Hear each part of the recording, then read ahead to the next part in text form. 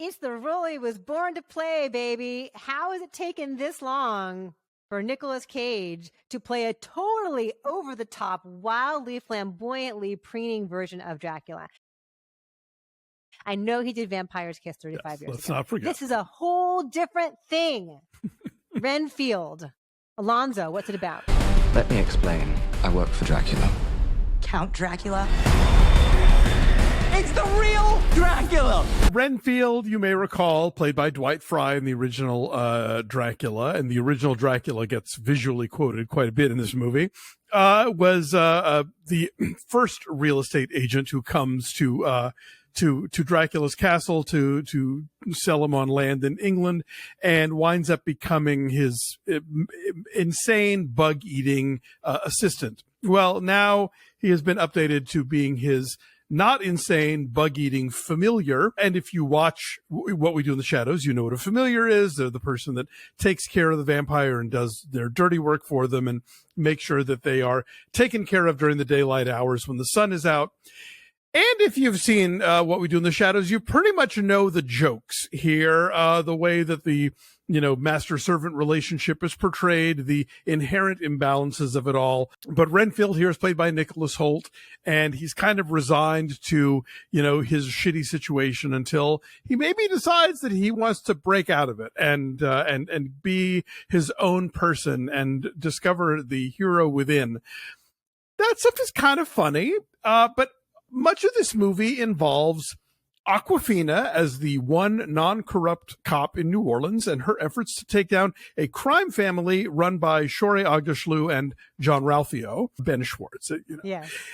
And that all felt very studio notes to me. Like at some point, somebody had this comedy about Renfield and Dracula, and some suit along the way was like, could they get involved with like bad guys and cops? And so that just feels weirdly stuck onto the movie. That said, Renfield is absolutely worth seeing as a carrying device for Nicolas Cage's Dracula. It is everything you want it to be. He is having the time of his life in the same way that you could just sense the thrill he had voicing Superman in Teen Titans Go to the Movies. This movie is just this like apotheosis of all the Nicolas Cage hamminess and, just really just drinks it in, if you will. If you will. But it's a little all over the place, I thought. Yeah. I should mention real fast, if you've not subscribed, we'd love to have you because we use words like apotheosis here. What other critics will do that for you? Subscribe. Right. Please. Oh. So I had so much fun here for a long time, right? When it is Nicolas Cage just being delightfully, deliriously over the top, it is such a joy.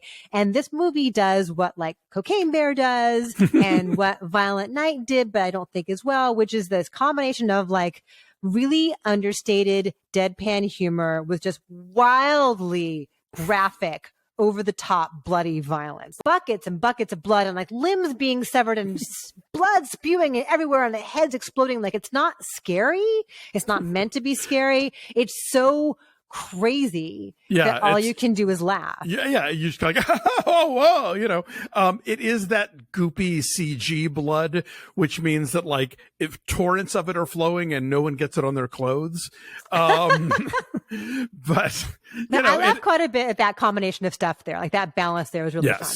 I also very much enjoyed Nicholas Hoult's transformation as he comes into his own and seeks out this cheerier persona and way of life, and the way that they reveal that in the costume design, in the production design, like in the posters that he hangs on his walls, and like the patterns of the sweaters that he wears. There's real care that went into making that a totally distinct lifestyle in ways that are very fun, and I enjoyed that. And I always like Nicholas Hoult. I think what he does so well here and in like The Great, for example, is that he can take really extreme material and sell it with just the most like understated deadpan delivery. Yes, right. Agreed, he's charming. Sure. He's charming here, and he's kind of doing like an adorably flustered Hugh Grant kind of thing here, but his own version of Hugh that. Grant, not new villainous Hugh Grant. Right, like peak '90s rom-com Hugh Grant, kind of. So I really enjoyed the interplay between the two of them, and even before Nicholas Hoult's character, even before Renfield like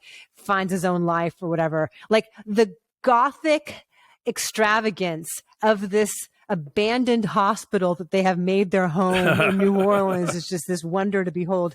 And I like Awkwafina here, or I like the idea of Awkwafina here. Yes. And I like the moments that she and Nicholas Hoult get to play off of each other. She's got kind of this exasperated, no nonsense delivery that works really well within this crazy world. And she and Nicholas Hoult have some nice chemistry together, but she also gets so bogged down with like the least interesting story ever. Like, yeah, she's this police officer and her dad was killed by the crime family. And so she's seeking answers and vengeance. And her sister, who gets even less to do, is like an FBI agent. Like, it's so boring and drags the movie to a halt. Yeah, the screenwriting really does a disservice to Awkwafina here. And in general, like, it's so lazy in terms of, okay, there's one part where the crime family and every other cop in New Orleans is trying to find Awkwafina. Mm-hmm. Does she stop using her cell phone? No. Does she make an arrangement to meet her sister, the FBI agent, at Cafe Du Monde? Maybe they figure it's so crowded with tourists that they'll blend in. That was my thinking. That's all I could think. Like, okay, is this like the purloined letter or whatever, where she's just going to be like so obviously, you know, out in the middle that no one's going to pay attention? But she kept using her phone. And I thought, in any other movie where they were remotely paying attention, somebody would be monitoring her phone. She would be like taking the SIM card out of it. Like, that's just 101 level of I'm trying not to be found, and this movie can't even bother with that. And I know it's nitpicking, but it is endemic of how lazily written the crime stuff is, and how the movie's only half invested in it. And this idea that if a crime family meets Dracula, they're going to be all like, yeah, we're evil too, let's go, you know. And it's like, no, like, however many seasons of The Sopranos, it's like they think they're in legitimate business. They think that they are good people, you know, even if they're doing terrible shit. So there's so much that's exasperating here. But again, the Cage stuff and Nicholas Hoult are worth watching it for, and just sort of like tune out the rest of it. Yeah, it's a very one-note rule for Ben Schwartz. And kind of for Shohreh Aghdashloo, but she gets to wear these fantastic power suits, though. She looks just glamorous and formidable at all times. So that's a treat. Anyway, I'm saying 6. Like, I liked some stuff about it, but found it frustrating ultimately. Yeah, I'm a 5.9. It's there's a lot of potential. We're not mad, Renfield. We're disappointed. There's a lot of potential here for it to be better. What's there is, you know, off and on okay. So you'll have some fun with it, I guess.